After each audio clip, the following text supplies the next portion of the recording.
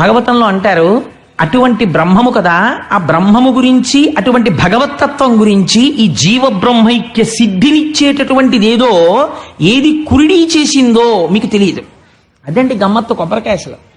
ఆ పైన ఎక్కడో పుడుతుంది, అక్కడెక్కడో పుట్టిన కొబ్బరికాయకి ఇక్కడెక్కడో ఉన్న నీళ్లు లోపలికి ఎలా చేరాయో తెలియదు. పోనీ ఎక్కువైపోయి ఓ చుక్క కింద కారిపోవు.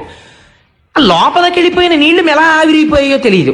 లోపలికెళ్ళిన నీరు ఆవిరైపోయిన తర్వాత కోరం పెట్టి కోరితే తప్ప ఊడని కొబ్బరి ఎలా పెంకు నుంచి ఊడిపోయిందో తెలియదు. ఇవన్నీ మీ కంటికి కనపడని ఏదో శక్తి నడిపించేస్తోందంతే. నడిపించేసిన తరువాత శక్తి కంటికి కనపడకపోయినా తత్ఫలితము మీ కంటికి కనపడుతోంది. కొబ్బరి కాయ కాయడం, కురిడి అయిపోవడం తెలుస్తోంది.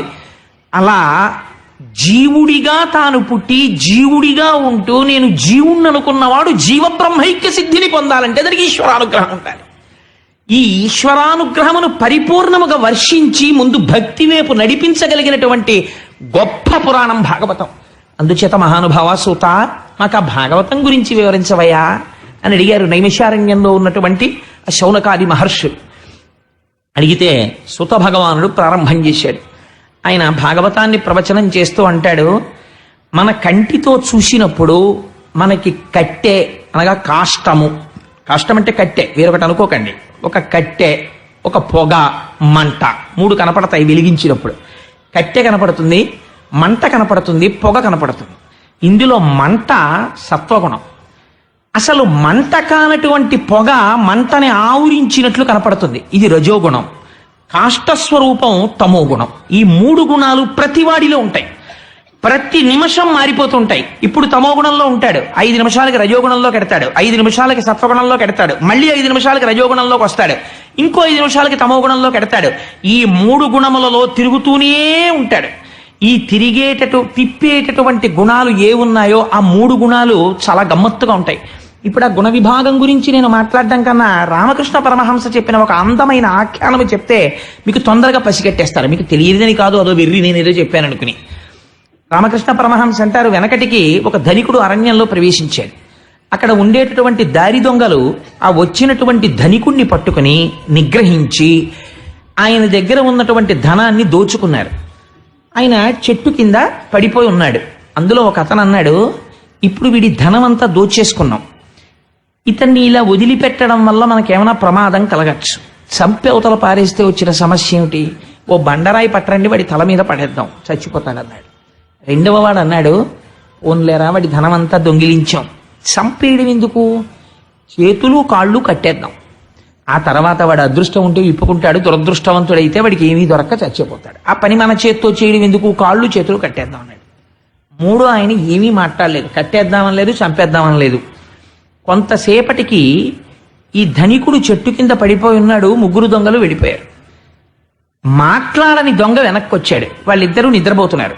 వెనక్కి వచ్చి, అయ్యా మేము మీ ధనం తీసుకోవడమే కాకుండా కట్టేశామండి, పాపం మీరు ఆకలితో ఉన్నారో దాహంతో ఉన్నారో మీ కట్లు విప్పేస్తానని కట్లు విప్పేస్తే ఆ ధనికుడు అన్నాడు, అయ్యా నా శరీరం బడలిపోయింది భయంతో, నేను మా ఊరు చేరాలి, కానీ అరణ్యంలో నాకు దారి ఎలా తెలుస్తుంది, నేను పరిభ్రమిస్తూ చచ్చిపోతానేమో, మీకు దొంగలు కాబట్టి ఎట్టించి వెళ్లాలో తెలుసు, ఊళ్ళోకి ఎట్టెడతారో నన్ను తీసుకెళ్ళండి అన్నాడు. రండి అని చెయ్యి పట్టుకుని దగ్గరిత్రారిలో ఊరికి తీసుకెళ్లి ఆ ఊరి రోడ్డు కనపడింది, ఆ రోడ్డు దగ్గర చూపించి మీరు ఇంటికి వెళ్ళిపోండి, నేను వెళ్ళిపోతున్నానన్నాడు. మీరు రెండో కప్పు కాఫీ తాగుదురు కానన్నాడు ఆయన. నేను రానన్నాడు. నేను రానండి, మీరు వెళ్ళిపోండి చాలని దొంగ మళ్ళీ అరణ్యంలోకి వెళ్ళిపోయాడు.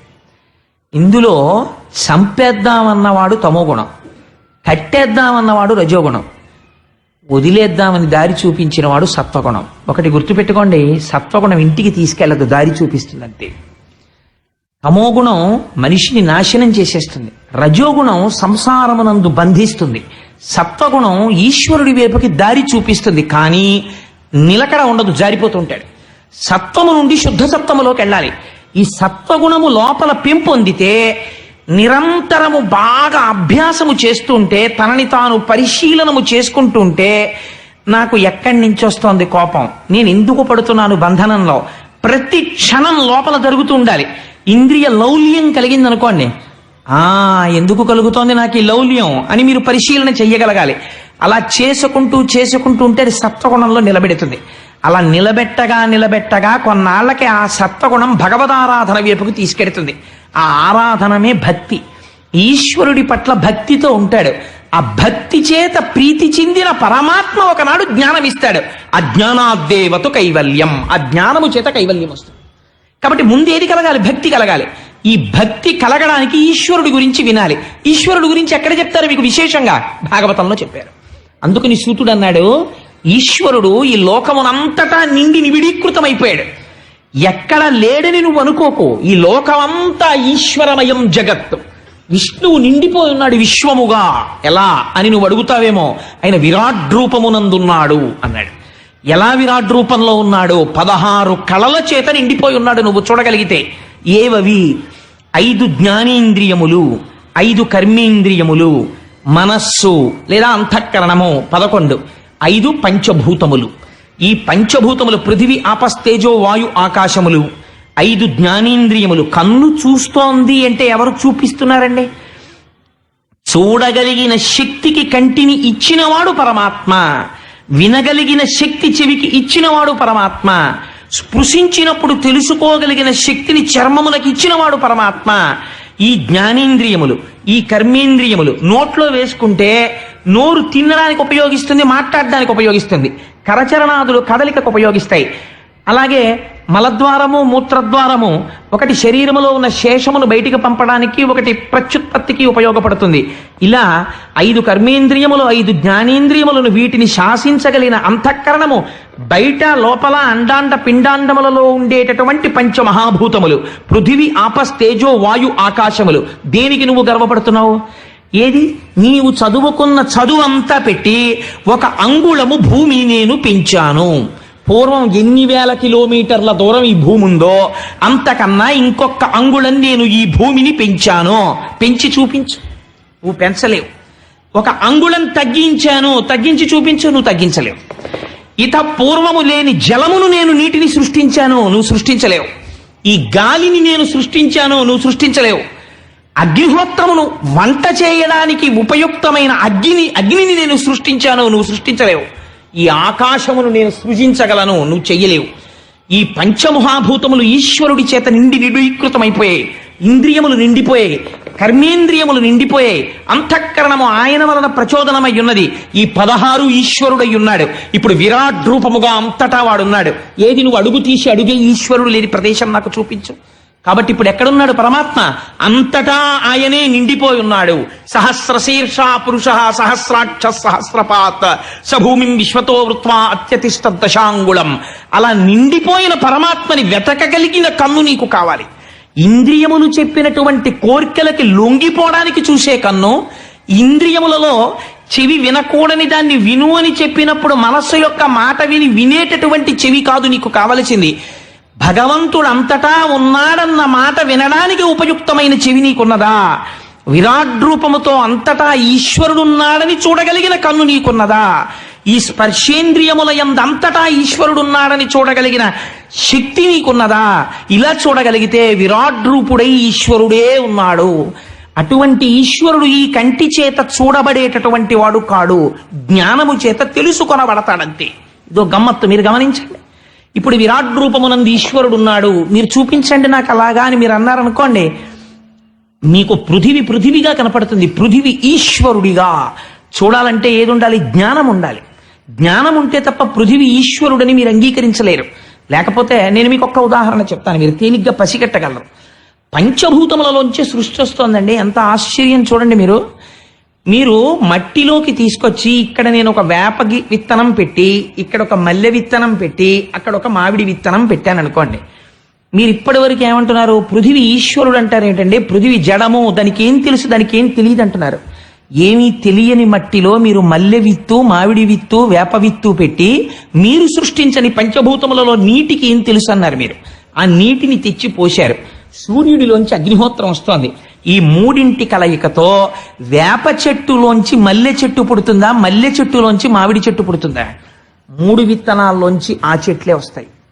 మల్లె తీగ పువ్వులే ఇస్తుంది, సువాసననిస్తుంది. మామిడి చెట్టు మామిడి పండునే ఇస్తుంది. వేప చెట్టు చక్కటి ఆరోగ్యవంతమైన గాలినే ఇస్తుంది.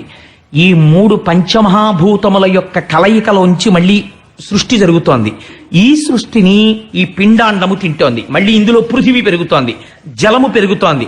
బ్రహ్మాండంలో జలం మీరు పుచ్చుకుంటున్నారు, బ్రహ్మాండంలో పృథివీ ఇది పుచ్చుకుంటోంది. మళ్ళీ ఇందులోంచి మిగిలిపోయిన పృథివీ పుచ్చుకుంటోంది. ఎవ్వరూ పుచ్చుకోవట్లేదు. ఎవరు నడుపుతున్నారు ఈ సంఘాతం అంతటిని? ఇలా ఎవరు శాసనం చేస్తున్నారు? ఎవరు ఇలా నడవమని ఆదేశం చేస్తున్నారు? ఎవరి ఆదేశానికి భయపడి నడుస్తోంది? ఎవరు ఇలా చెయ్యగలుగుతున్నాడో వాడు ఈశ్వరుడు. అది మీ కంటికి కనపడదు, మీరు జ్ఞానము చేత తెలుసుకోవాలి. అయితే ఏమండి, అందరూ తెలుసుకోలేరు కదా, మరి ఈ మాంసనేత్రముతో చూడడానికి వీలుగా ఈశ్వరుడు కనపడతాడా? కనపడతాడు. పృథివీ ఈశ్వరుడే. జ్ఞానము చేత తెలుసుకోలేకపోయావు, కంచిలో పృథివీ లింగం అయిపోతాడు. అగ్ని ఈశ్వరుడే. జ్ఞానము చేత తెలుసుకోలేకపోయావు, అరుణాచలంలో అగ్నిలింగం అయిపోతాడు. అందుకే అరుణాచలం అంతరాలయంలోకి వెళ్ళి కాసేపు కూర్చుంటే బయట ఎంత చల్లగా ఉన్నా లోపల ఒక్కపోసి చెమట పడుతుంది. అగ్నిలింగం ఉంది. వేడి ఎక్కువైపోయింది అనుకోండి, కాలిపోతాం, దగ్గరికి వెళ్ళలేం. అందుకని ఈశ్వరుడు అంత అగ్ని మాత్రమే చూపిస్తాడు. కాదు అది జ్ఞానాగ్ని, వేరు విషయం. వాయులింగముగా శ్రీకాళహస్తిలో ఉన్నాడు. సరే, ఇది విడిచిపెట్టండి. అసలు లింగ స్వరూపం అంటే మళ్ళీ అరూపరూపిగా ఉంది. అసలు ఈశ్వరుడు ఈ మాంసనేత్రముతో మేము చూసి అడిగో ఈశ్వరుడిని చెప్పడానికి వీలైన రీతిలో కరచరణాదులతో కదిలి భూమి మీద తిరిగాడయా? ఇది ఎవరు వింటున్నారో వాడు జన్మ సాఫల్యమును పొందుతున్నాడు అంది భాగవతం. అలా ఎప్పుడు వచ్చాడు పరమాత్మ? 22 రూపములు ప్రధానమైనవిగా వచ్చాడు. నువ్వు గుర్తుపడితే ఆ 22 రూపముల గురించి వింటే నీకు ఈశ్వరుడు ఎంత ఉపకారం చేశాడో అర్థమైపోయింది అన్నాడు సూతుడు. ఎక్కడొచ్చాడు చెప్పమని అడిగారు శౌనకాది మహర్షులు. పరమానందంతో అడిగారు. ఆయన అన్నారు, క్షీరసాగరమునందు శయనించి లోకుల యొక్క అన్ని విషయములను యోగ నిద్రలో తెలుసుకుంటున్నటువంటి మూర్తిగా శంఖచక్ర గదాధరుడై నాభికమలము నుంచి చతుర్ముఖ బ్రహ్మగారు పుట్టగా కదిలిన బాహు పదంబుల కంకణ రవము సూప అంటారు పోతన గారు. ఇలా చేతులు కదులుతూ ఉంటే ఆయన వేసుకున్నటువంటి మణికంకణముల యొక్క ధని కలుగుతుంటే ఆయన పాదాన్ని లక్ష్మీదేవి ఒత్తుతున్నప్పుడు ఆయన కొంచెం ఇలా అనేటప్పటికీ ఆ పాదములకు పెట్టుకున్నటువంటి నూపురముల యొక్క ధని కలుగుతుంటే పచ్చని పీతాంబరం కట్టుకున్నవాడై తెల్లటి శంఖాన్ని చేతిలో పట్టుకుని, కుడి చేతిలో చక్రం పట్టుకుని, గద పట్టుకుని, పద్మము పట్టుకుని శేషుడి మీద పడుకున్నటువంటి ఆ శ్రీ మహావిష్ణువు ఉన్నారే శ్రీమన్నారాయణుడు. ఆ శ్రీమన్నారాయణుడు ఈ లోకమంతటికి ప్రధానమైనటువంటి స్వామి. అటువంటి స్వామి, ఆ నారాయణ తత్వము, ఆ నారాయణ మూర్తి అందరికీ గోచరమయ్యేవాడు కాదు. ప్రతివాడి మాంసనేత్రమునకు కనపడడం. అది ఎవరో యోగులు జీవితాలు మాకు సుఖాలు అక్కర్లేదని ఇంద్రియములను గెలిచిన వారై తపస్సు చేసి కొన్ని వేల జన్మలు భగవంతుడి కోసం పరితపించిపోయిన మహాపురుషులు ఎక్కడో ధ్యాన సమాధిలో ఈశ్వర దర్శనం చేస్తున్నారు. అది మొట్టమొదటి తత్వం. అది ఉన్నది.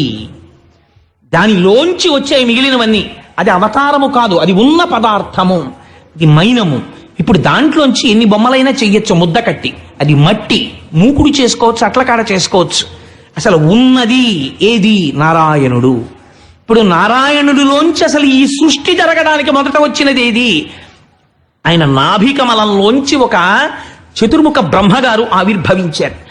4 ముఖాలతో వేదం చెప్తూ శ్రీమన్నారాయణుడు చెప్పిన ఆజ్ఞ ప్రకారం సృష్టి చేసిన వాడెవరో అది మొట్టమొదటి అవతారం చతుర్ముఖ బ్రహ్మగారు.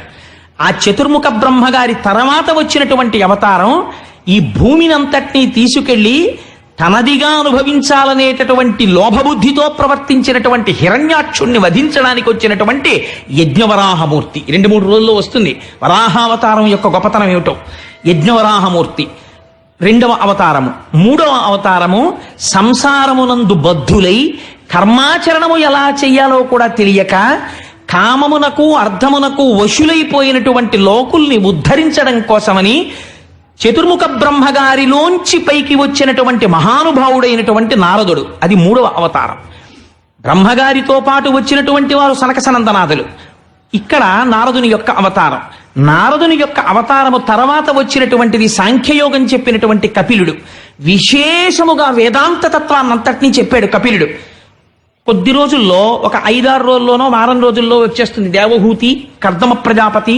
ఆ కపిలుడు ఆయన జన్మించడం, తల్లిగారికి కపిలగీత చెప్పడం, సాంఖ్యయోగం చెప్పడం, ఒళ్ళు గగురు పొడుస్తుంది ఆ సాంఖ్యం వింటుంటే. అటువంటి సాంఖ్యములు చెప్పినటువంటి కపిలుడు. ఆ కపిలుని యొక్క అవతారము తర్వాత వచ్చినటువంటి అవతారము దత్తావతారము.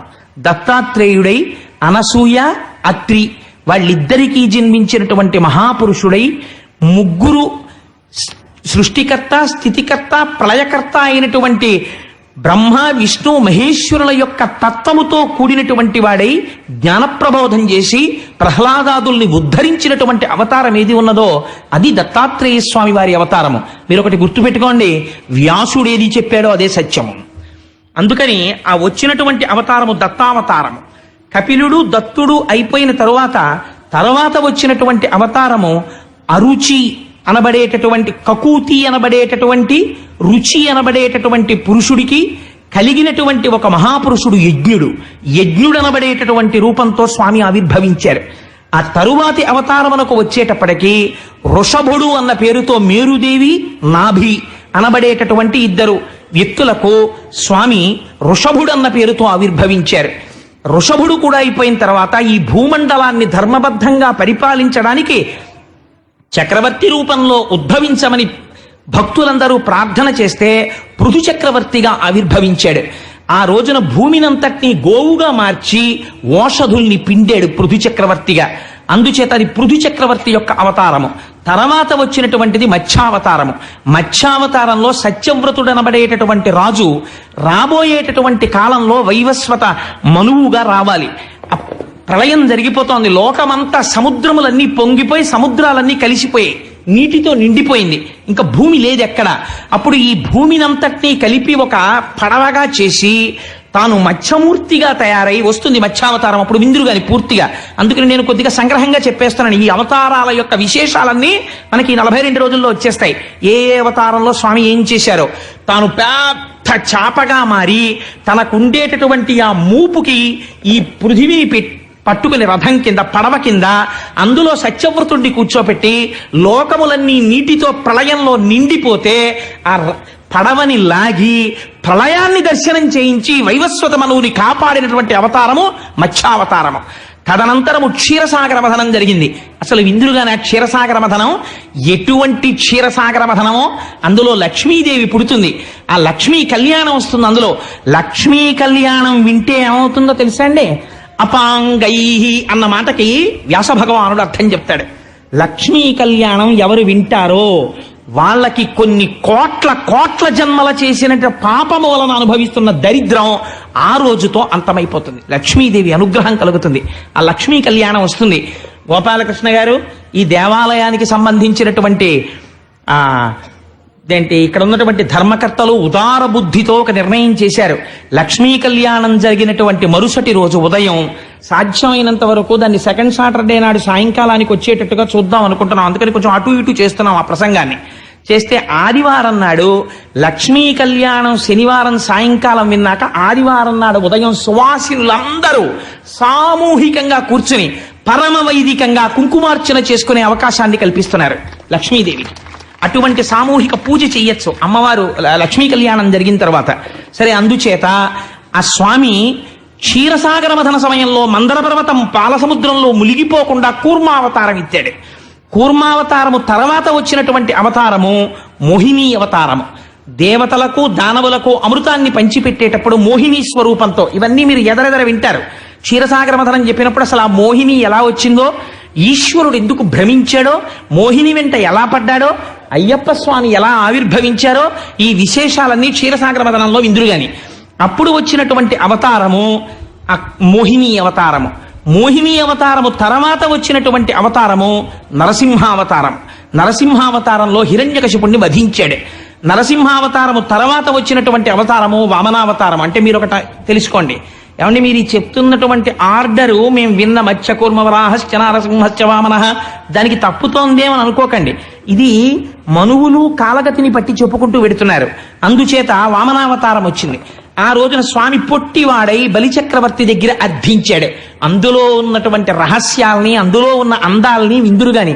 వామనమూర్తి యొక్క కథ వింటే ఆ ఇళ్లల్లో జరిగినటువంటి శుభకార్యాలు వైదికంగా పరిపూర్తి చేయకపోయినా తద్దినం సరిగ్గా పెట్టకపోయినా తద్దోషము నివారించి ఆ కార్యం పూర్ణమైపోయినట్టుగా అనుగ్రహించేస్తాడు.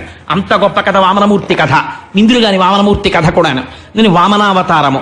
వామనావతారము తర్వాత వచ్చినటువంటి అవతారము పరశురామావతారము. గండ్రగొడ్డలి పట్టుకుని 21 సార్లు భూప్రదక్షిణం చేసి క్షత్రియుల్ని సంహరించాడు. పరశురామావతారము తర్వాత వచ్చిన అవతారము వ్యాసావతారము. కలియుగంలో జనులు మందబుద్ధులై ఉంటారని వేద విభాగం చేసి ఉదారముగా 18 పురాణములు వెలిగించిన మహానుభావుడై వ్యాసుడై వచ్చాడు. వ్యాసావతారము తర్వాత వచ్చినటువంటి అవతారము రామావతారము.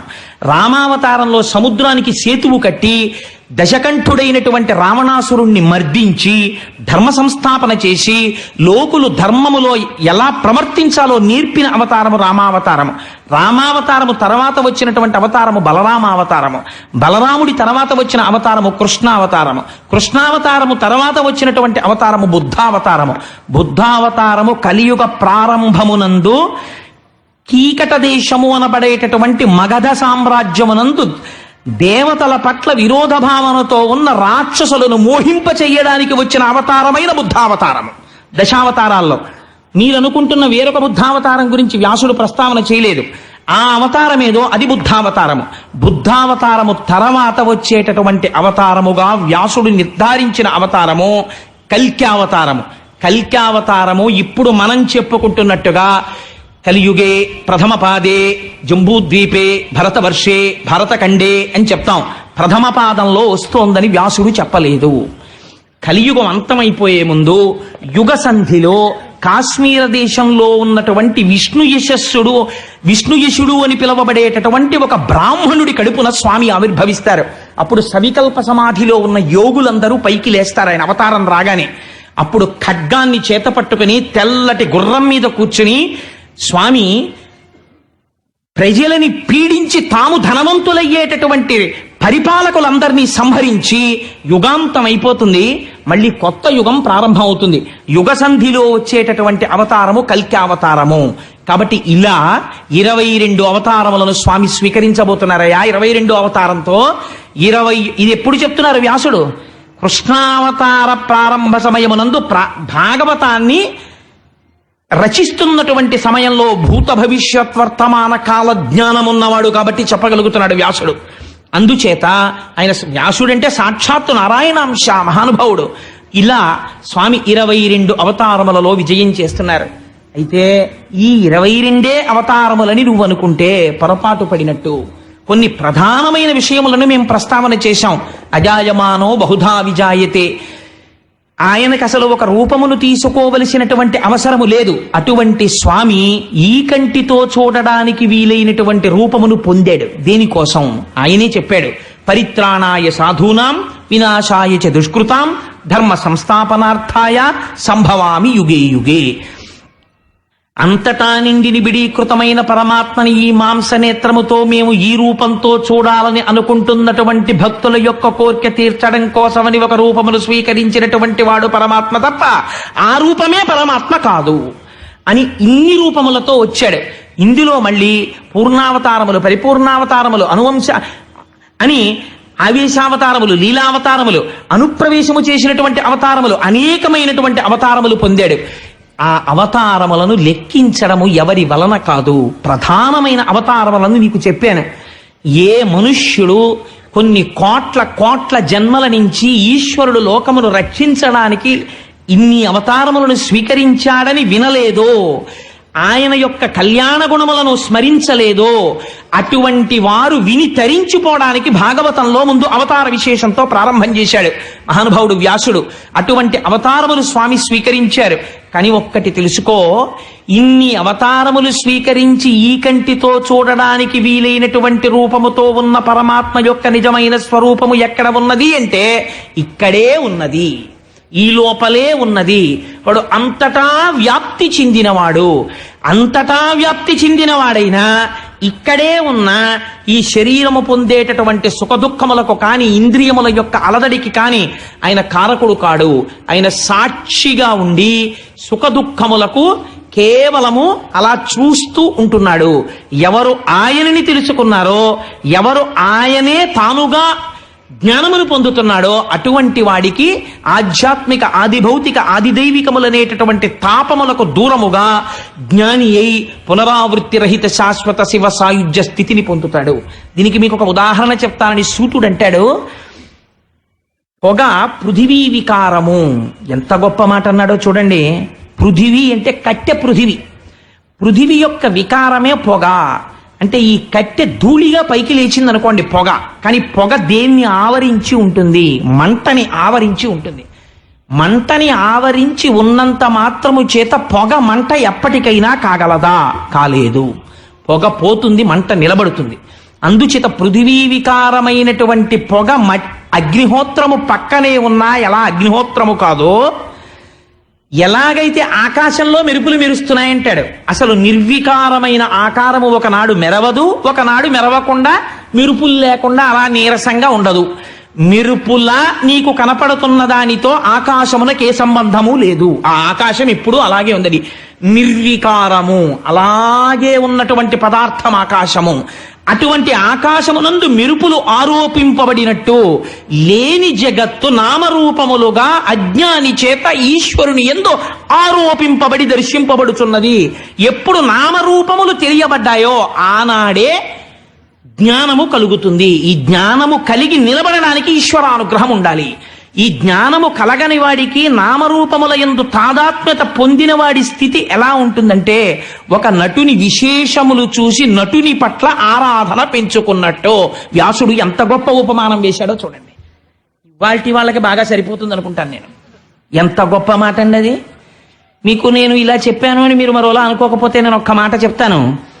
ఈశ్వరుడు అంతటా నిండి నిబిడీకృతం అయిపోయాడు. ఉన్నవాడు ఈశ్వరుడు ఒక్కడే. ఆ ఈశ్వరుడు కనపడడు, నామరూపములు కనపడతాయి. ఇది ఎలా ఉంటుందంటే, నేను తరచూ చెప్తుంటాను ఒక ఉపమానం. దారువు దంతి. ఒక కొయ్యతో ఏనుగు బొమ్మ చేయించి తండ్రి ఇంటికి తెచ్చాడు, అక్కడ పెట్టాడు. కొడుకు పరిగెత్తుకుంటూ వచ్చి అన్నాడు, ఒక 8 ఏళ్ల కొడుకు, నాన్నగారు నాన్నగారు మన ఇంట్లో ఏనుగుంది అన్నాడు. తండ్రి అన్నాడు, ఏదిరా ఏనుగు అన్నాడు. నాన్నగారు అదిగోనండి ఏనుగు. అమ్మ బాబోయ్, ఏనుగు తొండం ఎంత బాగుందో, ఏనుగు దంతాలు ఎంత బాగున్నాయో.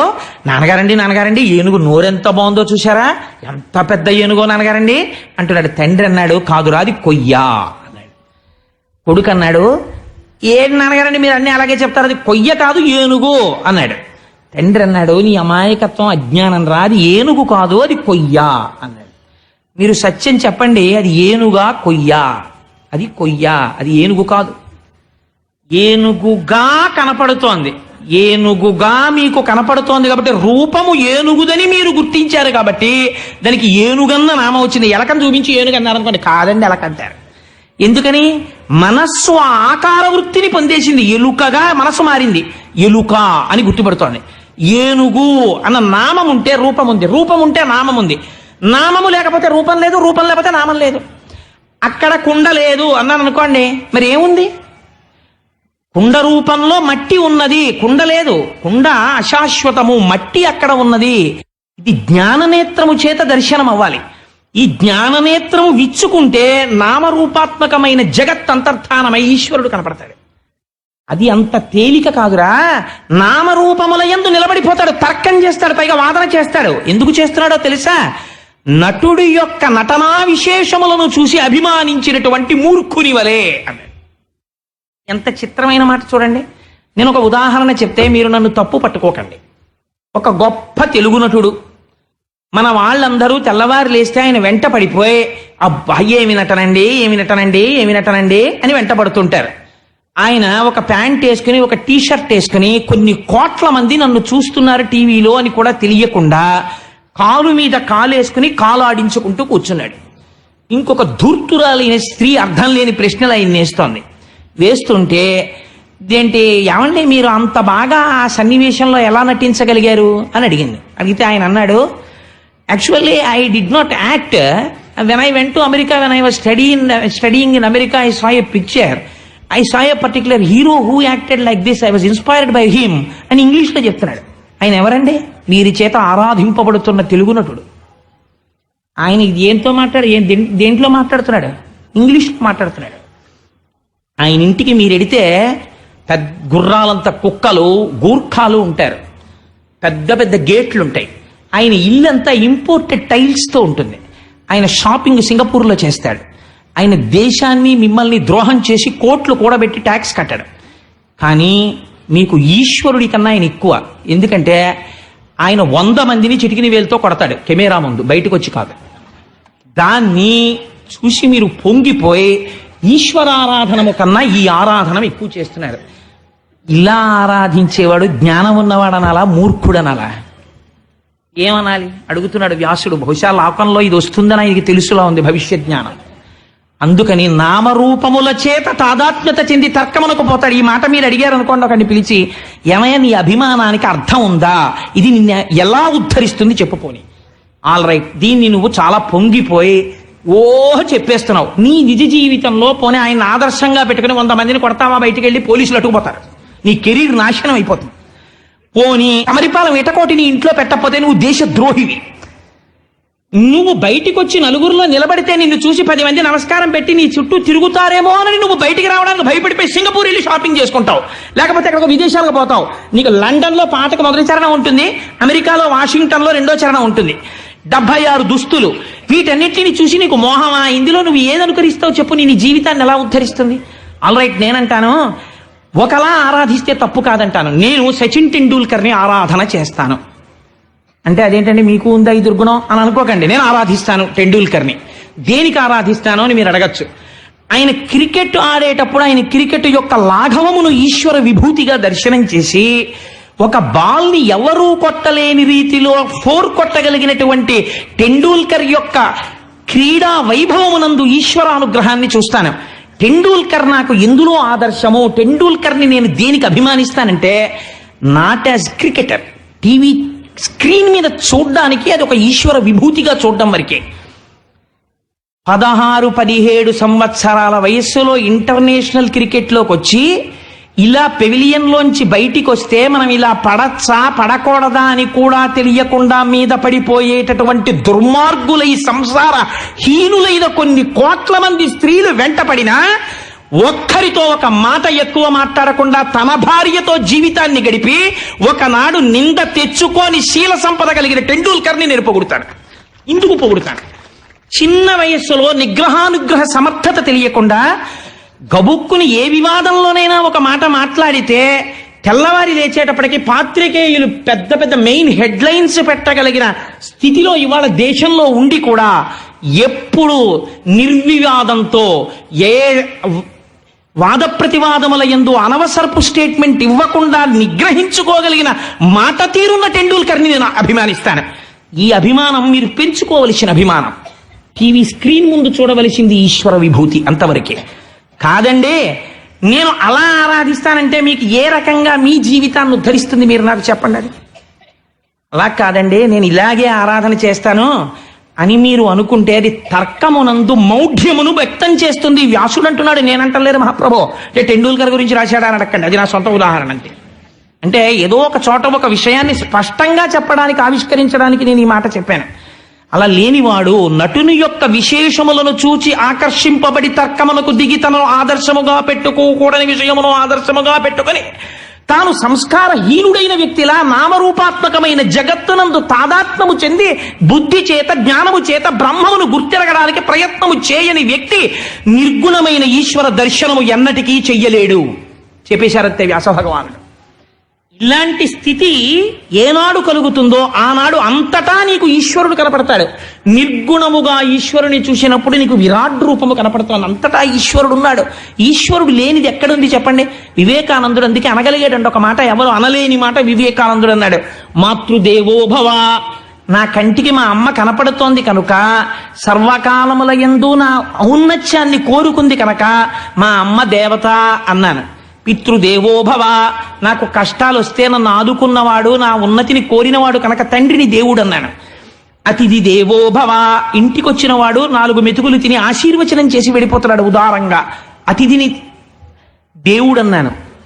వివేకానందుడు అన్నాడు ఒక్కడుగు ముందుకేసి, నేనంటాను దీన జనోభవ దీన దేవోభవ, దీనులైనటువంటి వారి యందు నాకు దేవుడు కనపడుతున్నాడు అన్నాడు. ఈ మాట అనడానికి విరాట్ రూప దర్శనం అవ్వాలి.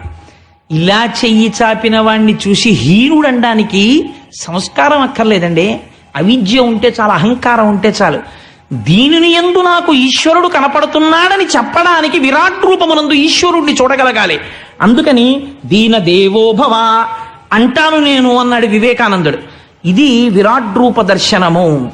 అటువంటి విరాట్ రూప దర్శనము, అటువంటి నిర్గుణ దర్శనము, అంతటా బ్రహ్మను చూడగలిగిన స్థితి ఎవడు పొందుతున్నాడో వాడు నేను మొదట చెప్పినట్టు కురిడి అయిపోతున్నాడు. వాడు దేనికి పనికొస్తాడు? పూర్ణాహుతికి పనికొస్తాడు. అంటే ఇంకా వాడు మళ్ళీ జన్మ స్వీకరించడు. అటువంటి తత్వమయ్యా ఈశ్వరుడిది. ఆయన ఏ రూపమును తీసుకున్నా దయాశాలి. లోకమును రక్షించడమే ఆయన ప్రయోజనం. ధర్మాన్ని చెప్పడమే ఆయన ప్రయోజనం. ధర్మమునందు ప్రవర్తించేటట్టు చూడడమే ఆయన ప్రయోజనం. అన్ని అవతారములు గొప్పవే.